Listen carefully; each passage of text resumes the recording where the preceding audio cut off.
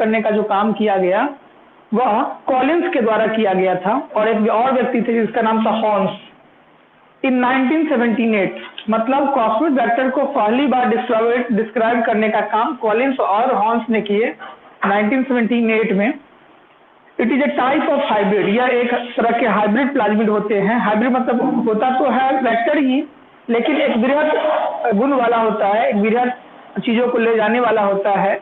With A bacterial, ठीक है, bacteria के साथ, जिसमें दो सीक्वेंस होते हैं, एक ओरी और दूसरा जो सीक्वेंस है वह है cos. Derive from A lambda phase, इसको कई सारे फेड है, अल्फा बीटा गामा लेमडा, तो लेमडा फेज से इस कॉस्मिक वेक्टर को लाया गया है। इसमें कई सारे टाइप्स हैं, इसके अपना अपना टाइप है, जैसे कुछ COL EL cosmid, PHC79 cosmid, PJ88, ये सब कोडिंग है जो कॉस्मिड के अलग अलग प्रकार को रिप्रेजेंट करता है। अब कह रहा है कि silent feature of cosmid, cosmid का सब जो सामान्य गुण है वो क्या है, तो कॉस्मिड एक तरह का सर्कुलर DNA होता है। It has 2 complementary single strand, इसके पास 2 कॉम्प्लीमेंट्री होते हैं और सिंगल स्ट्रैंड वाला होता है। Region at both in plasmid DNA, इसके दोनों रीजन पे मुख्य रूप से आपको प्लाज्मिड देखने को मिल जाएंगे, plasmid vector. The 2 cosmid end, cos end मतलब 2 कॉस इंड जो इसमें 2 बना हुआ है, तो इसमें 2 cos end from a duplex by a base pairing, 2 cosmid cos जो है एक बेस पेयरिंग का निर्माण करता है। It does not involve in multiplication of phage particle, यह इन्वॉल्व नहीं लेता, यह भाग नहीं लेता है मल्टीप्लीकेशन में। और चौथा पॉइंट कह रहा है कि आफ्टर इन्फेक्शन, इन्फेक्शन के बाद the cosmic DNA does not integrate into host chromosomal DNA, integrate नहीं करता। मतलब अगर ये एक बार इन्फेक्शन, आफ्टर इन्फेक्शन, इन्फेक्शन के बाद the cosmic DNA does not integrate, मतलब अपनी संख्या को नहीं बढ़ाता या नहीं जोड़ पाता, जितना टूट फूट गया उतना ही रहेगा, वो आपस में एक साथ जुड़ नहीं पाता है। कब? इन्फेक्शन के बाद। It is a definite extra chromosomal DNA, ठीक है, इसके पास एक्स्ट्रा क्रोमोसोमल DNA होता है। एंड रिप्लिकेट इंडिपेंडेंटली, और स्वतंत्र रूप से अपने आप को तोड़ सकता है, रिप्लिकेट कर सकता है या टूटता है। टूटना इसका एक अलग गुण है, लेकिन टूट के फिर दोबारा जुड़ने का गुण इसके अंदर नहीं है। तो ये था कॉस्मिक DNA के बारे में। इसमें बहुत सारे टाइप हम लोग देखे हैं, ये सारा उसी का टाइप्स है, लेकिन हम लोग को ज्यादा नहीं पढ़ना है। इसमें हम लोग को पढ़ना यही है कि इसका रोल क्या है, ठीक है। इससे पहले कितना पेज हो गया है जो हम लोग पढ़ रहे थे, ये जो वेक्टर पढ़ रहे हैं उसमें कितना पेज, कितना हो गया है पेज? कोई आदमी बोलिए। दीपा कितना हो गया है? लगभग। अनीस तो था ही नहीं। मानवी?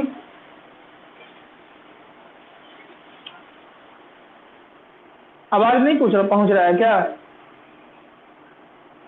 हाँ बोलो।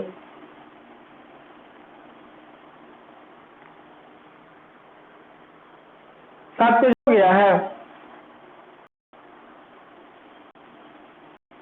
अच्छा चलो, तुम्हारे 7 पेज मतलब हो गया, 4 पेज तक हो गया है, ठीक है। अब एडवांटेज इसका देख लेते हैं, ज्यादा इसमें नहीं देखते हैं, ये हो गया, इसका एडवांटेज देख लेते हैं। क्योंकि इसमें इस वेक्टर के साथ 2 चीज जोड़ना था, तो 2 चीज में एक चीज हम लोग जोड़ दिए हैं, इसका एडवांटेज और कह रहा रोल क्या है, तो कुछ एडवांटेज और कुछ डिसएडवांटेज देख लेंगे तो ये कॉस्मेट खत्म हो जाएगा, उसका सटल देख लेंगे। ये हो गया है ना सबका?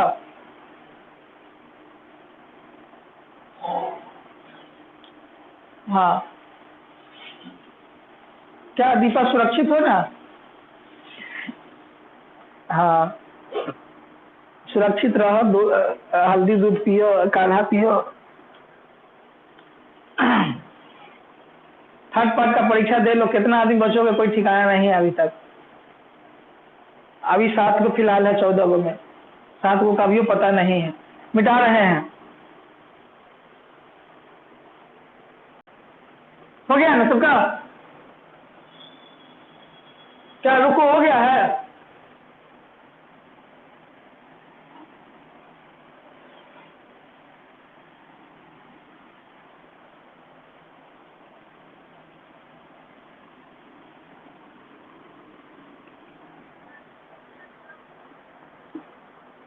चलिए अब इसमें देख लेते हैं एडवांटेज और लास्ट में डिसएडवांटेज। रोल पूछ रहा है तो एडवांटेज डिसएडवांटेज ही इसका रोल होता है। एडवांटेज ऑफ कॉस्मिड, ठीक है। पहला point, cosmid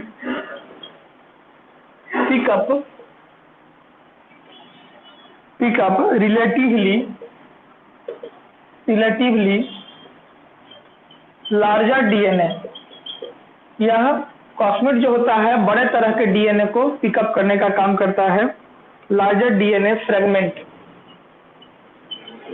fragments than the plasmid भी होता है, लेकिन इसकी तरह यह सबसे बड़ा चीजों को ढोने का काम करता है, एक गुण। दूसरा point, as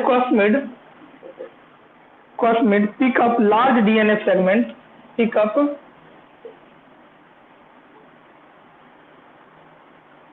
pick up large DNA fragments, they are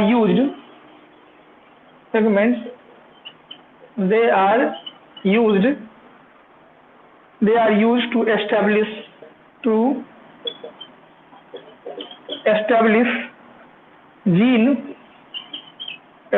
gene libraries, ठीक है। तो इसके माध्यम से आप जीन लाइब्रेरी को भी तैयार कर सकते हैं। तीसरा पॉइंट, 2 एडवांटेज हो गया। तीसरा एडवांटेज हम लोग देखेंगे। तीसरा एडवांटेज क्या है? Gene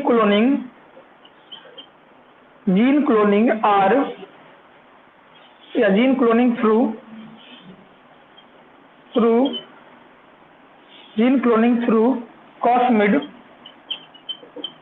cosmid help in the study of nonsense sequences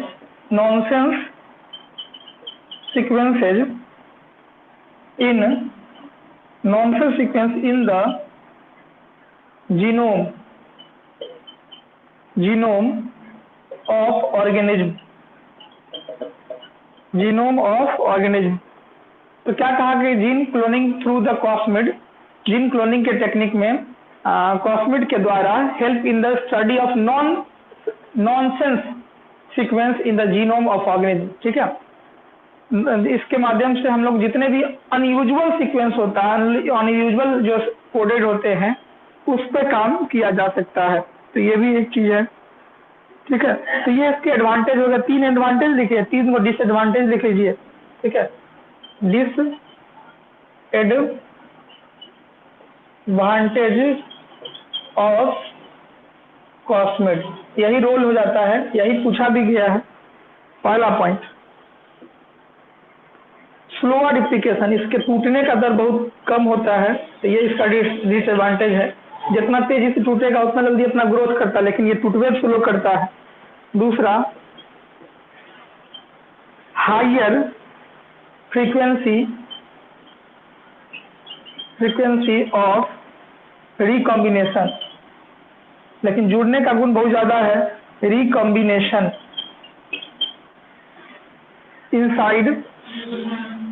inside bacterial host, तो ये दूसरा गुण हो गया जो इसका डिसएडवांटेज है, ठीक है। लेकिन बैक्टीरियल होस्ट में कह रहा है, जीवों में नहीं, बैक्टीरिया के अंदर, मतलब आपके लिए नुकसानदेह है, इसके लिए भले ही अपना जो हो।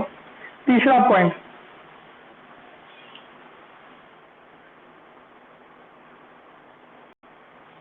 द पैकेजिंग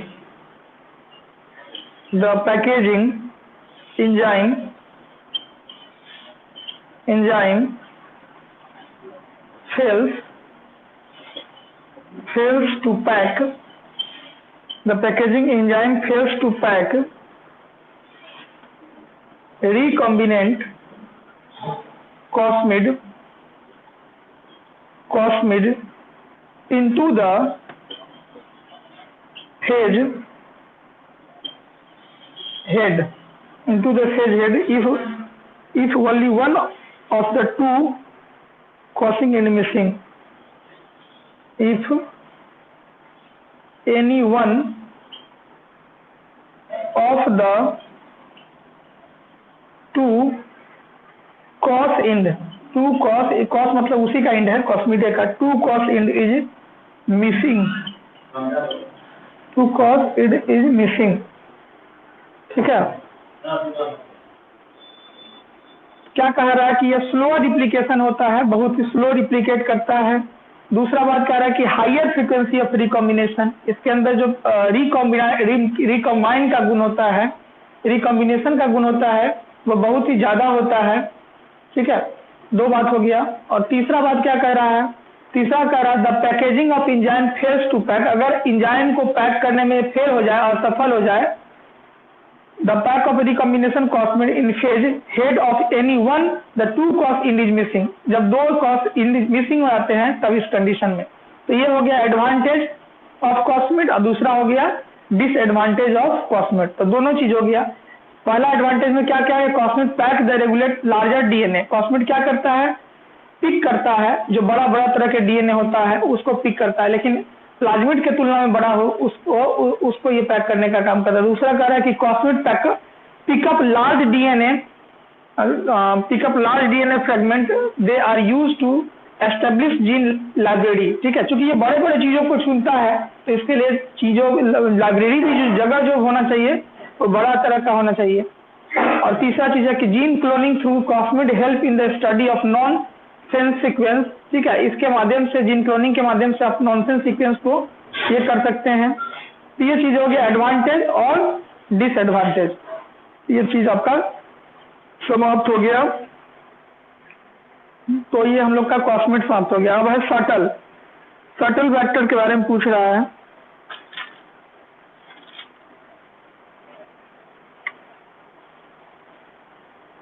सटल वेक्टर, ठीक है, थोड़ी सी बात सटल वेक्टर में कर लेते हैं और ये टॉपिक आपका समाप्त हो जाएगा, ठीक है।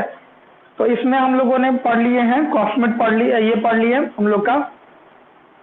एक क्वेश्चन इसमें मात्र रह गया इस ग्रुप में कि रोल ऑफ बायोटेक्नोलॉजी, ऐसे अतुल आज बढ़िया से लिख के दिखाया है।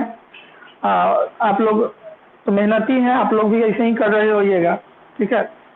तो कॉस्मेट खाली रह गया है रोल ऑफ बायोटेक्नोलॉजी, इस ग्रुप में एक ही वही टॉपिक रह गया है, बाकी जितना भी इम्पोर्टेंट था वो हम पढ़ा दिए हैं।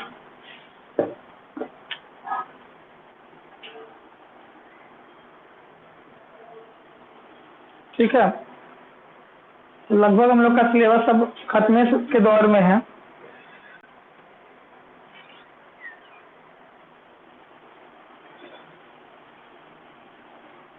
हो गया, इसको मिटा दिया जाए।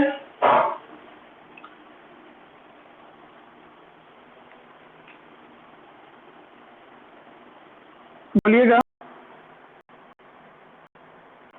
हो गया हो तो मिटा दें।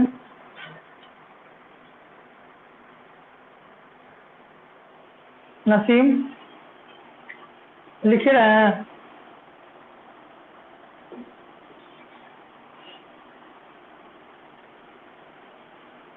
हो गया, चलो ठीक।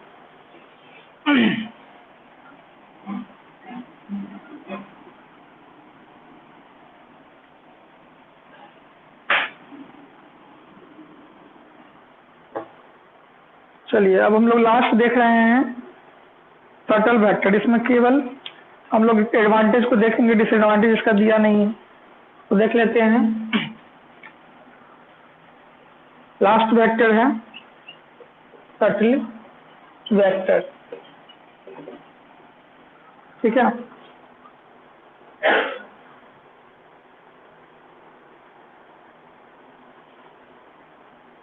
दिस वेक्टर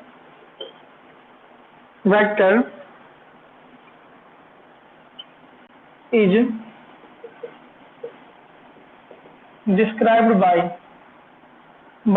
केडो, एक व्यक्ति का नाम है केडो एंड दूसरा है tit.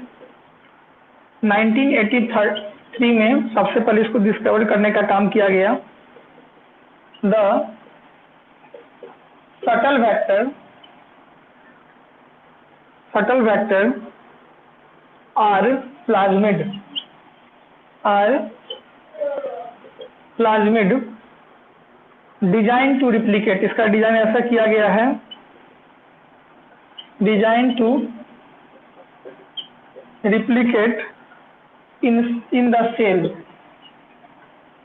the cell of by के बाद है कैडो, बाई के बाद है Kado, KADO, Kado and Treats 1983। The shuttle vector are plasmid design to replicate in cell of two different species, दो अलग अलग स्पीसीज में इसको डिस्क्राइब करने का काम किया गया है। ठीक है,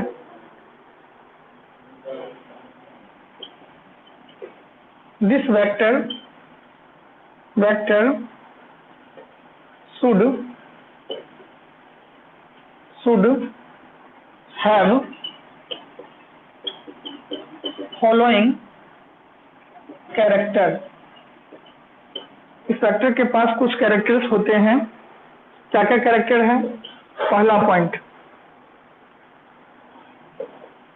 they must replicate in many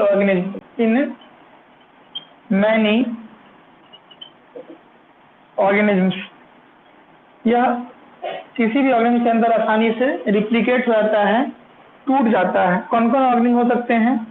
तो बैक्टीरिया हो सकता है, ठीक है, प्लांट्स हो सकते हैं, ईस्ट हो सकता है, इस सब के अंदर ये रिप्लीकेट कर जाता है। तो एक इसका गुण ये हो गया। दूसरा,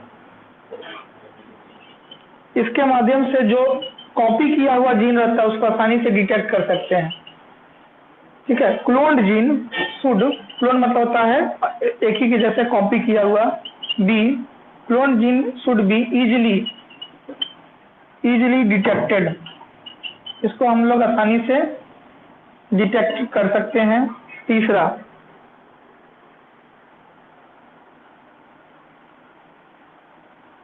दे मस्ट बी इजीली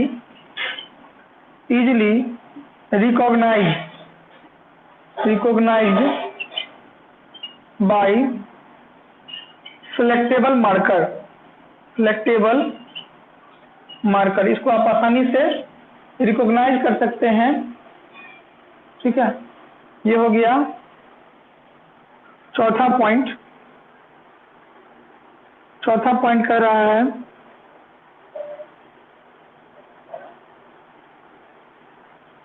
एक पॉइंट और लिख लीजिए, ये छोटा आकार का होता है। दे शुड, ये इसका डिसएडवांटेज समझ लीजिए, they should be a small size to accommodate DNA insert of large size. ये छोटा होने की वजह से बड़का को मतलब अपने अंदर नहीं ले सकता है, एकोमोडेशन उसका नहीं ले सकता है। तो ये चीज हो गया इस वेक्टर के बारे में। ठीक है, तो ये हम लोग का टॉपिक इस तरह से शटल वेक्टर के बारे में कहा गया। क्या कि this vector is described by Kado and Treats, ये कैडो और ट्रीट्स के द्वारा 1983 में इसको डिस्कवर किया गया। प्लाज्मिड की तरह ही ये डिजाइंड है, रिप्लिकेट करने का गुण इसके अंदर पाया जाता है। ये दो अलग अलग स्पीसीज के अंदर कर रहा है कि replicate in the two cell of two different species, एक टाइम में ये दो जगह पर रिप्लिकेट कर सकता है। This vector should be following character, इसके पास कुछ गुण है। क्या क्या गुण है? They must replicate in many organism, ये कई सारे ऑर्गेनिज्म के अंदर रिप्लिकेट कर सकता है, टूट सकता है। ऑर्गेनिज्म कौन कौन होंगे? तो बैक्टीरिया, प्लांट और ईस्ट होगा। दूसरा कह रहा है clone gene should be easily detected, clone gene को आसानी से ये डिटेक्ट कर लेता है, पहचान लेता है। They must be easily recognized by the selectable marker के सहारे इसको आसानी से आप क्या कर सकते हैं? रिकॉग्नाइज कर सकते हैं। और कह रहा है last, they should be a small size, यह आकार में छोटा होता है। तो यही हम लोग का टॉपिक था जिसको हम लोगों ने पढ़ लिए हैं।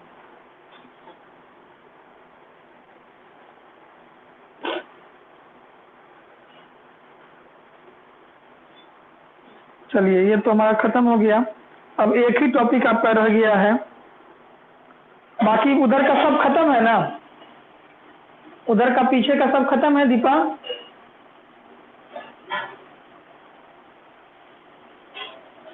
चलिए तो यही एगो रह जाएगा, इसको पढ़ लीजिए, खत्म हो जाएगा साफ साफ, नहीं तो कहिएगा तो ही छोड़ देंगे बाकी, या पढ़ा देंगे, दोनों ऑप्शन आप लोग के पास है।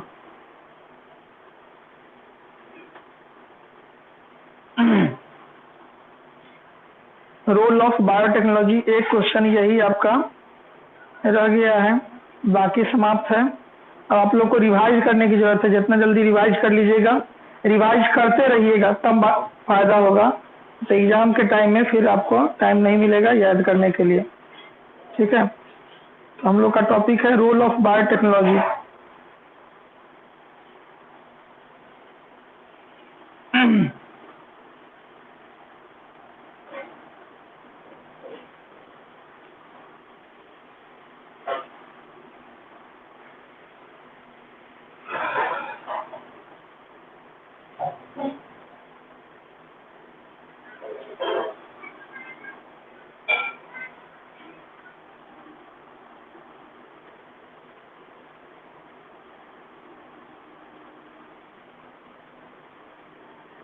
रविंद्र की आगे बढ़ा है?